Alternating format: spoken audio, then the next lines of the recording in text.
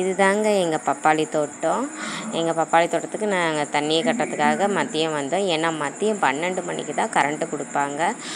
3 base, ஏன்னா 2 பேஸில் ஓடாது, 3 பேஸில் மட்டும்தான் ஓடும். கிணத்து தண்ணி எடுத்து தோட்டத்துக்கு தண்ணி கட்டலான்னு வந்தோங்க. பப்பாளி செடிக்கு, பெரிய பப்பாளி செடிக்கெல்லாம் கட்டி முடிச்சாச்சு. இப்போ சின்ன பப்பாளி செடி தான், சின்ன பப்பாளி செடிக்கு தான் கட்ட போகிறோம். அதுக்குமே கரண்ட்டு வந்து சரியாக விடலை. 3 மணிக்கு போன கரண்ட்டு 4 மணிக்கு தான் வந்தது. அது வரைக்கும் வெட்டியாகவே தான் உட்காந்துட்டு இருந்தோம். 4 மணிக்கு வந்ததுமே குடுன்னு ஓடி போயிட்டு தண்ணி கட்டுற வேலையை பார்க்கலாண்டா சாமின்ட்டு போயிட்டு தண்ணியை தான் கட்டிக்கிட்டு இருந்தோம்.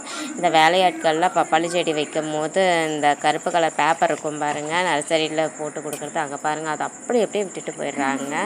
அதை மண்ணுக்கு வந்து சரியில்லை, நல்லது கிடையாது அப்படின்றதுனால அதெல்லாம் தூக்கி போட்டு தான் கட்டிக்கிட்டு இருக்கிறோம் தண்ணியை.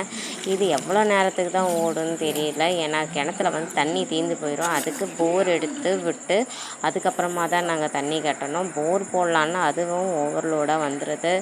பாவங்க செடி எல்லாம் ரொம்ப வாடி போயிடுது. இதுக்கு நிறைய தண்ணி விட்டுட்டே இருந்தால் தானே அதுவும் பாவம் நல்லா சாப்பிட்டு நல்லா வளரும். ஆனால் இந்த கரண்ட்டுக்கு புரிய மாட்டேங்குது பாவம் இந்த செடியோட வேதனைகள் எல்லாம். சரி, தண்ணி இருக்கும் போதே கட்டி விட்டுறலாம் அப்படின்ட்டு தான் தண்ணி கட்டிக்கிட்டு இருக்கிறோம். இது தாங்க எங்கள் காடு, எவ்வளோ சூப்பராக இருக்குது பாருங்கள்.